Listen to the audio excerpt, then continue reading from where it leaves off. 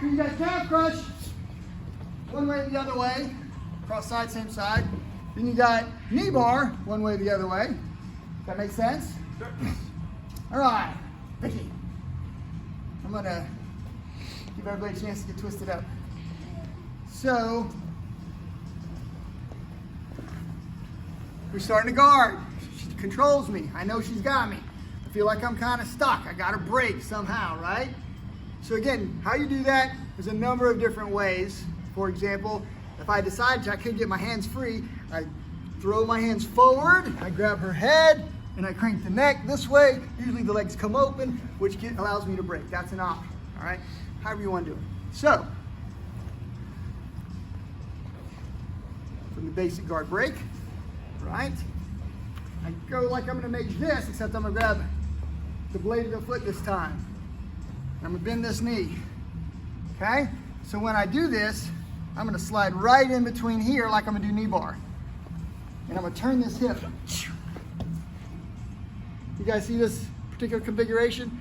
Now what I'm doing is I'm gonna apply this kind of pressure until it hurts the knee or it hurts the hip.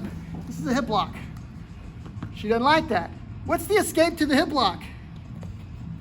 She wants to straighten the leg. Okay, I'll take that too. Right? So if you escape the hip lock, you end up with the, thank you so much. Come here, Joel. When you escape the hip lock, it gives you the knee bar.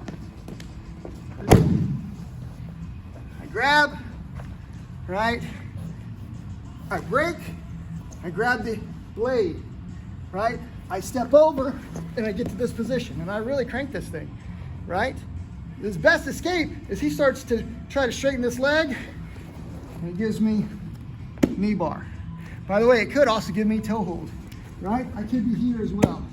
All of those things are right here if you see it. Everybody notice my position. Like we're laying side by side. I've got the blade of the foot and maybe the toes here, and I don't pull it this way. I sweep it towards his belly button. Joel, you don't like that? No, sir. Is that uncomfortable? The best thing for him to do is he starts noticing he's in trouble. He starts straightening that leg, right? And it gives me this. Now, if I've got the start of a good knee bar and he's smart, he rotates his body around, gets like, you should be just moving your head towards my feet. There, now, is the shin on my chest. What do I have? Right, I've now got a different kind of a lock here, or if I need to, I can make calf crush. Right, I can also make heel hook. Right, I can also make toe hold. So there's some options that we have there. But how you get into each one of these locks? It's a matter of just understanding how the body works. Make sense? I know from a long time ago. Sir. So, I lock the knee somehow. I pull on the heel.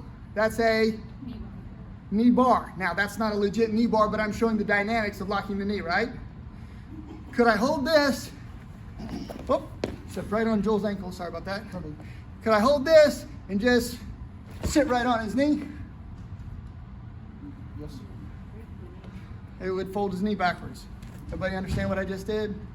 I just let go so it doesn't hurt. So, more combat style, I just drop right on his knee. Let's say, for example, that I hold it and I drop on his knee, it doesn't break.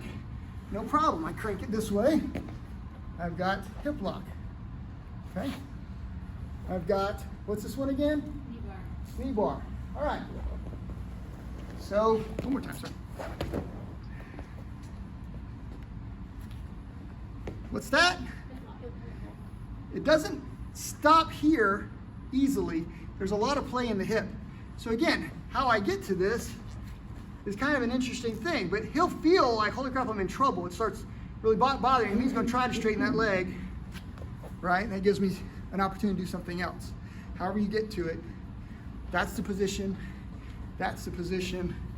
or in some cases, this is the position to start each one of your leg locks.